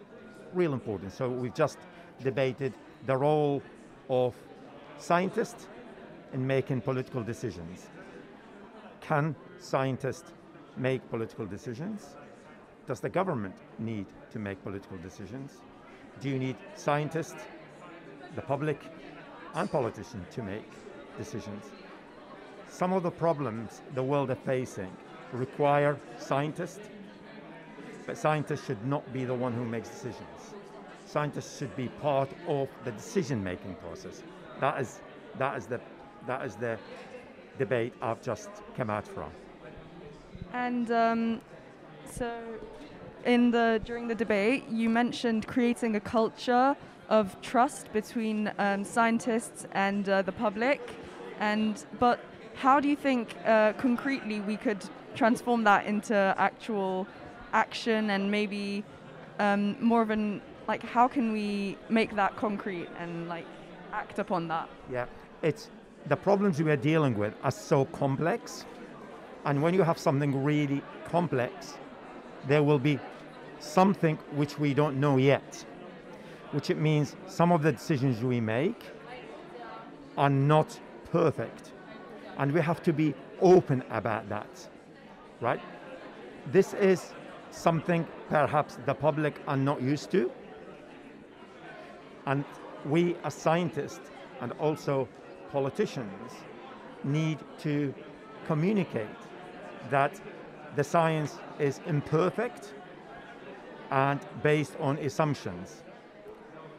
How we can create trust is by being open about, I don't know everything, but what I know is this is what we need to do, is to build on that, and also to get the public to appreciate and also hopefully accept that it is not really black and white from day one. So the trust get built on, look, I know what I know, but my knowledge will get better if I carry on doing what I'm doing, but I need your support as well. And if things did not, if what I have said did not turn out to be correct, that should not be seen that I'm losing trust. It should be seen as, look, I was working with a complex problem and I have made assumptions to the best of my knowledge, and some of these assumptions has proven to be incorrect. And then we build on that. And do you think we have time, given the emergency of the crisis, do you think we have time to build this culture? Or? That's a really difficult question to answer. I think we need to accelerate our knowledge. And accelerating our knowledge, we need to benefit from artificial intelligence. But also artificial intelligence, there's assumptions in it. But we need to benefit from technology so that human decisions are not entirely based on us, but also combined with artificial intelligence. That will allow us to develop better solutions, combining artificial intelligence with natural intelligence, allow us to accelerate some of the decisions we need to make and some of the knowledge we need to have. But that's a really excellent question. And finally, us as young people, what role do you think we could have in creating this bond between science and the public and just change making? What you're doing right now is exactly what we want you to carry on doing, right? I hope that will develop into being part of developing the new knowledge of the future, being part of the solution we're going to make in the future, and rather than just being sort of an observer that asks the questions, but not actually part of the solutions. So just carry on doing what you're doing, develop it further, and I hope in 10 years down the line, you'll be standing somewhere telling the world how you think we should deal with a particular challenge. Thank you very much. All right. Thank you so much. Perfect questions. Thank you. Thank you. Interview. Les interviews du CFBL. Yeah, I think not photos, but I don't mind talking. Could you present yourself here? Like, why did you? I'm Gabriel. I mean, I do a PhD in battery science and material science at Imperial. I'm Laurie. I work as a data analyst for a central function of the NHS. And what did you think of, did you attend a conference about science, right? What did you think of, what are your thoughts about that conference? I don't know, it was interesting. I think, relationship with science and politics is quite fascinating, and it's something that needs to be, thought about a lot, so it's quite nice to see people talking about it. Yes, it's a very interesting talk that in Britain, among many other countries, as ordinary citizens, we don't think enough about the importance of scientific understanding, and that if you want a good society, and politics is about what sort of society you want, what choices you will make, it is important to have a good scientific understanding. It's important to have good evidence, to be able to justify it. Yes, what decision you make is a political, social thing, but if you want it to be as good a decision as you can under the circumstances, it does help if you've got good evidence, if you're willing to look at the evidence. And so do you feel that there is a gap between, in the trust of science from the public? Well, what we've seen in politics in various parts of Europe and in the USA, but other places around the world in the last decade or two, is more, so it's not limited to one country. There's become maybe more of a gap because some people maybe have a higher trust in, as it were, the experts than others. Some people are maybe more willing, shall we say, to take an interest, learn about it than others. So one thing that you have in, for example, Britain and the USA, in contrast to some other European countries, or certainly in contrast to the Far East, you'll find a smaller fraction of the general public. So people like yourself, in a few years' time, hopefully you'll go to a university. In somewhere like South Korea, Japan, China, you may have half of you or more want to do a science degree or computer science or engineering, something like that. But what you have in Britain is the number of people wanting to study these things has gone down over the last 2-3 decades. And in the USA, it's so bad that I don't know the statistics for this year, but I remember 3 or 4 years ago, it was, I think, only 2%, that's 2 out of 100, engineering students, and so this is undergraduates, it's straight from school. Thank you. Only 2 in every 100 were born in the USA. That's how bad it is. So even it's your parents or grandparents who are the immigrants to the country, but still then just 1 or 2 generations later, you're not interested. The country which we all think of as the country with the best scientists in the world and all the leading technology. But it's, and then you wonder when you look at China, and so, we do have a responsibility here. I think the trust issue in politics is also just rooted in the system, because basically nowadays we evolved in neoliberalism, which basically, especially in the UK and the US, which is grounded in many different things, but one of the things is just privatizing everything. So privatizing transport and a lot of public sectors, and that means that when you're just a normal citizen, that means that there's a power imbalance, so you can have less impact on what's going on in society because they are privately owned. And so your vote towards a political power is not necessarily represented in society because everything is privatized. And therefore, there is a mistrust and there's a disengagement by citizens towards political power, I think. Yeah, so there's a general distrust of the systems. Yeah, and that, I think that's why you see a lot of people, trying, instead of going towards more conventional politics, there is more, towards hate and slogans and all that stuff, and you get the rise of the far right as well, which is rooted in that, I think. Yeah. Thank you very much. Thank you so much. Thank you. Have a nice evening. Thanks. Interview. Les interviews du CMBL. So what do you think the role of art is in sharing? Okay, so during these little 5 minutes, why don't we share our feedback from this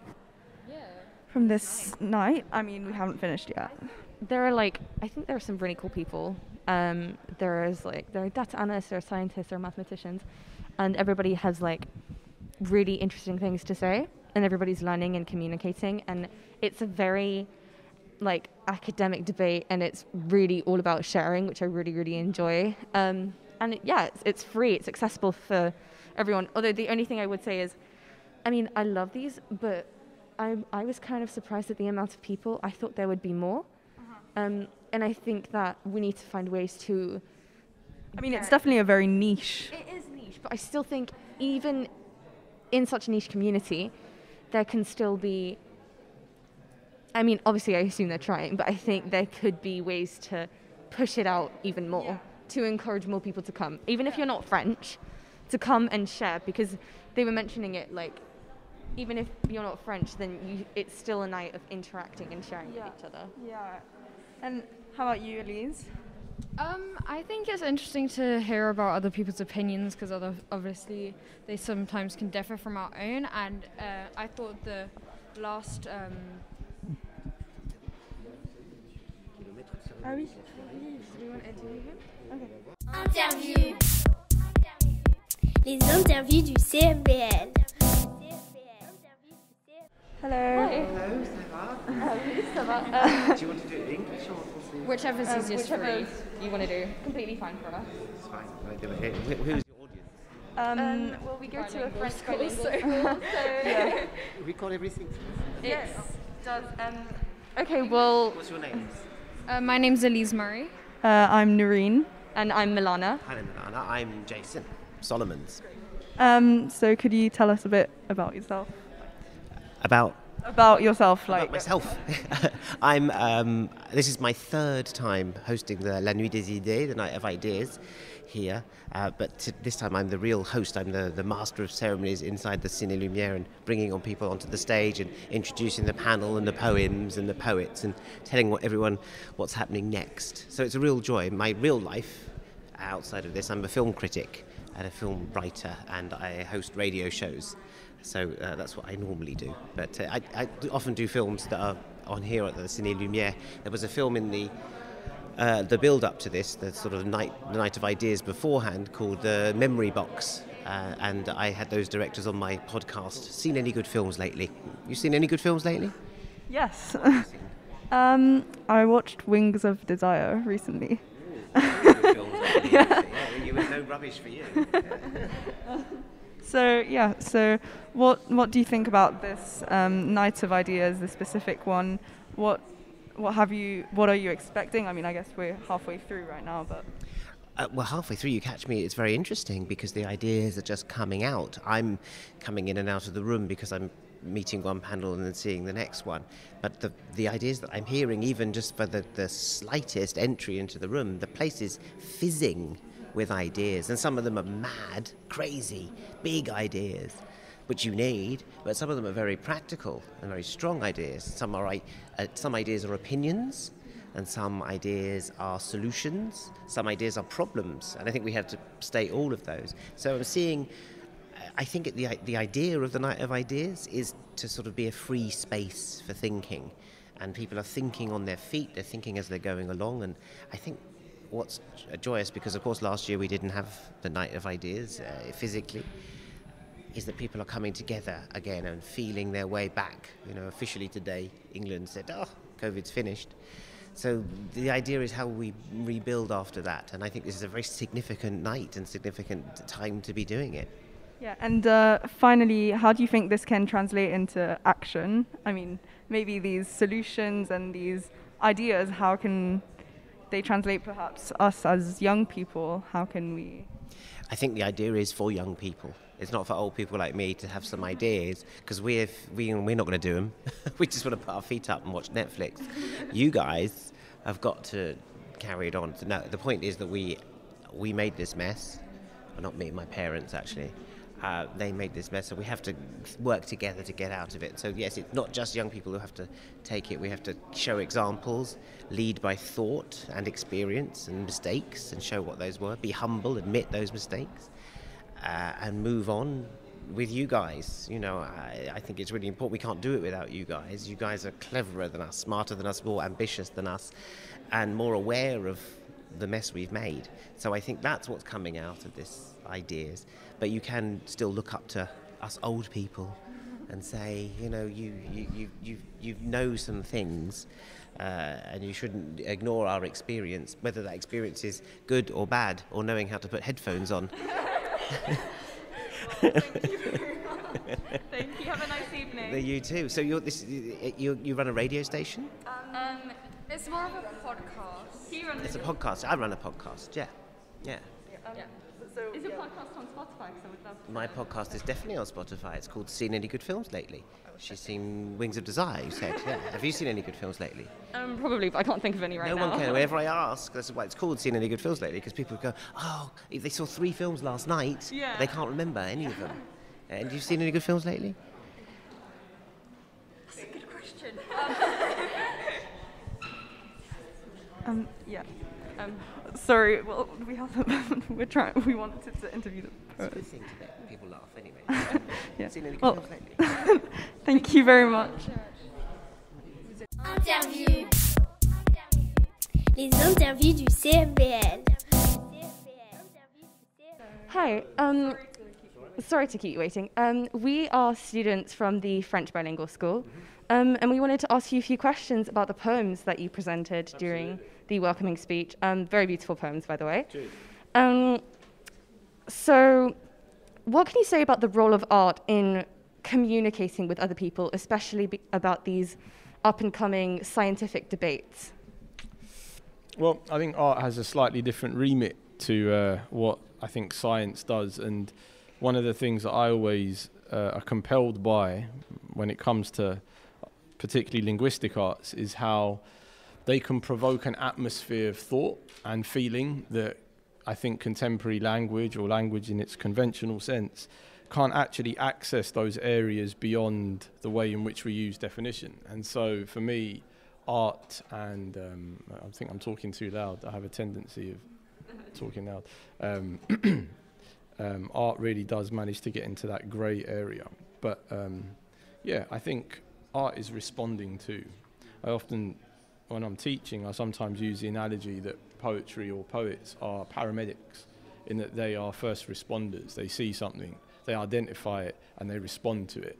Whereas the questions and the hows and the whys, that's the job of a politician, of a, you know, someone, a lawmaker perhaps, whereas we just see things and respond. So some of the things you mentioned in your poems are specific, can specifically be applied to a younger generation, for example, cancel culture. What do you think the role of the younger generation is in taking on these ideas and advocating for what we think and believe in? I mean, I think every generation has had principles and beliefs and ways in which they perform or conduct or action those principles. I think for me, the important part is having a kind of media literacy. I think that's very important, how we navigate the media, how we think about the world and the people in the world. Is cancel culture the best way to deal with something? I don't necessarily think so, if you ask me. I think that there are certain things that don't qualify as an idea. For instance, racism for me is not something, or sexism, that I want to sit and debate. It's not up for debate. There are certain things that are beyond the market of ideas. Whereas if it's something that is, I guess, more complicated or not as binary, then the space to discuss and debate, I think, is very, very important. And I think art and places like this, where people get together and look beyond the binary and look beyond the kind of polarizing way that the shame, that I think this culture that we live in now is very much predicated on shame. And there are people who learn in public.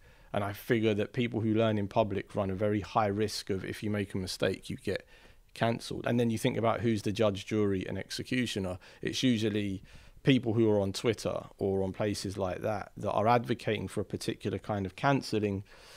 But then I think, you know, things are not who's a judge, jury and executioner in that context, and why?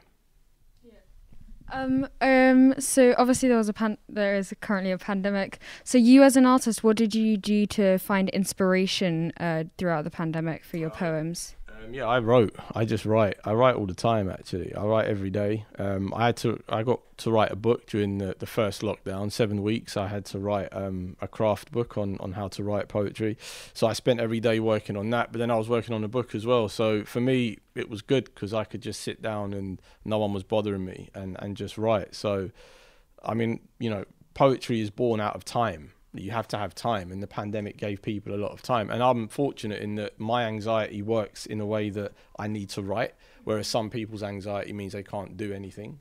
Yeah. So I'm the other way. When I get anxious, I need to just do something. Yeah. I need to move.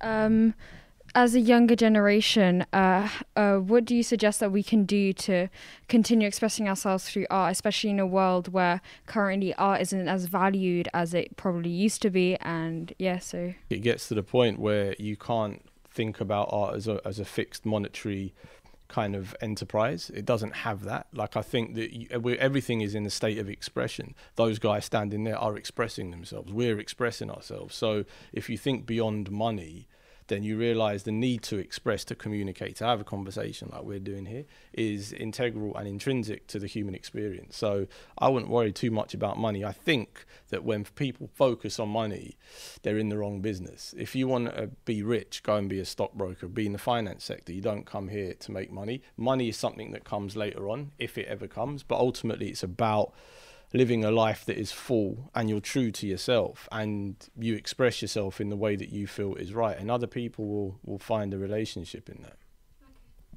that. Finally, do you think that art and like poetry still has an impact on like in today's world on our generation, and can it make a change? I mean, most definitely. I mean, we wouldn't be having this conversation if it didn't make an impact on you. So it most definitely does. And does it make a change? I don't know if it can make a change at the level of policy, but it makes a change to us. And for me, you know, we're bigger than policy. Society, people, having an emotional experience, an intellectual or spiritual experience to a piece of art, to a painting, to a poem, to a song. That's what gets us through. Change in mindset. Absolutely, yeah. There it is. And when you're writing this poetry about these topics, what is your goal in mind? What are you trying to communicate to your audience? Nothing, absolutely nothing. I'm having a good time. I'm there, I'm writing poems, I'm enjoying myself, I'm exploring, I have my questions, I take them to the page, and that's just how I work. Some people get it, some people don't. I'm entertain myself. Okay, well, thank you so much for your time. No worries, thanks for your Thank you so much. Thank you. Have a nice evening. Interview. Les interviews du CFBL.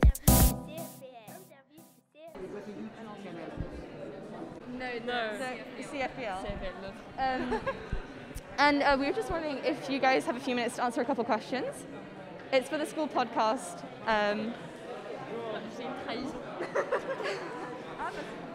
Le lycée Charles de Gaulle. Charles de Gaulle. Ok. Je suis pas sûre qu'on ait des réponses très intéressantes à vos questions, mais c'est pas grave. C'est son choix classique, hein. Là, je suis bien, mais sinon... Est-ce que vous êtes d'accord pour être prise en photo? Ouais. Ok, cool. Du coup, est-ce que vous avez assisté aux conférences, tout ça? Oui, moi, j'en ai assisté à 2 conférences maintenant, et là, je prends une 3e. La première sur comment l'économie doit changer pour vraiment prendre en compte tout le monde, tous les différents acteurs, et surtout pour répondre aux crises qu'on voit maintenant avec les crises sociales et aussi les crises du changement climatique. Et la deuxième, justement, plus de détails sur ces crises. Est-ce qu'on vit dans une époque où les crises ne sont pas singulières, mais on vit dans un monde où on est toujours en crise? Et qu'est-ce que ça veut dire ça par rapport à l'humanité? Voilà, et moi j'ai été à une seule conférence pour l'instant, je vais faire ma 2e. C'était une conférence sur l'économie et sur les différentes techniques qu'on va pouvoir utiliser pour transformer le monde capitaliste, idéalement. Voilà. Vous, parce que vous êtes jeune et du coup, j'imagine que vous allez bientôt rentrer dans le monde... Comment est-ce que ça résonne avec vous pour le futur? Est-ce que ça vous inspire pour faire des changements dans le monde? Dépendant de quelles sont vos orientations, comment est-ce que ça vous inspire? Personnellement, moi je vais aller en politique, donc clairement je pense que ces conférences sont extrêmement importantes pour moi parce que ça montre un peu les opinions politiques que les personnes ont. Et surtout ici maintenant, on a beaucoup de... Aujourd'hui, les intervenants sont des professeurs d'universités aux alentours, que ce soit en Paris ou à LSI ou à UCL, et ça c'est extrêmement important parce que non seulement ça me donne déjà une expérience de ce que les grands intellectuels de l'époque pensent, mais aussi de leur rapport avec la politique aujourd'hui. Et personnellement, pour moi, ça, en termes de donner de l'espoir, ça me donne... je suis une personne qui n'a pas beaucoup d'espoir, je vais être honnête, ou aucune espoir. Et le fait que, en tant que personne jeune surtout, que ce soit que des adultes qui parlent et qui disent « Ah, il faut que la jeunesse vienne avec nous et parle avec nous » alors qu'ils n'ont aucune personne en dessous de 30 ans sur leur panneau, ça m'énerve un petit peu. Mais je comprends aussi que c'est un peu nécessaire des fois d'avoir des experts. Ouais, alors moi, pour le coup, je vais plutôt me lancer dans des études supérieures qui tournent autour de l'économie. Philippe Aghion, donc un des intervenants, c'est quelqu'un que j'admire beaucoup. Et je trouve ça vachement intéressant ce dont il parlait par rapport à l'innovation, notamment dans l'économie, parce que ça, c'est vrai que le futur, on peut que l'imaginer avec de l'innovation. Et j'ai vraiment trouvé que cette conférence a été super intéressante. Pour moi, au niveau personnel, elle m'a beaucoup apporté en tout cas, parce qu'elle a aussi confirmé ce que je voulais faire dans le futur. Et je pense que ça m'a fait beaucoup réfléchir par rapport à des sujets que je vais étudier en détail l'année prochaine. Voilà. Non, je pense que c'est... Ouais, merci beaucoup. Merci beaucoup. Bonne journée. Radio Récré. Interview. Les interviews du CMBL. It was a very special podcast with the entire class. Thank you for listening. Wait, no, it's not finished yet. There are still 3 hours left. What? Amelie, somebody's lying to you. You have to be careful about what you hear. It's fake news. Oh, I see. I really love the riddles. We really loved everything. Thank you. Bye. Radio Récré, la radio qui grandit ta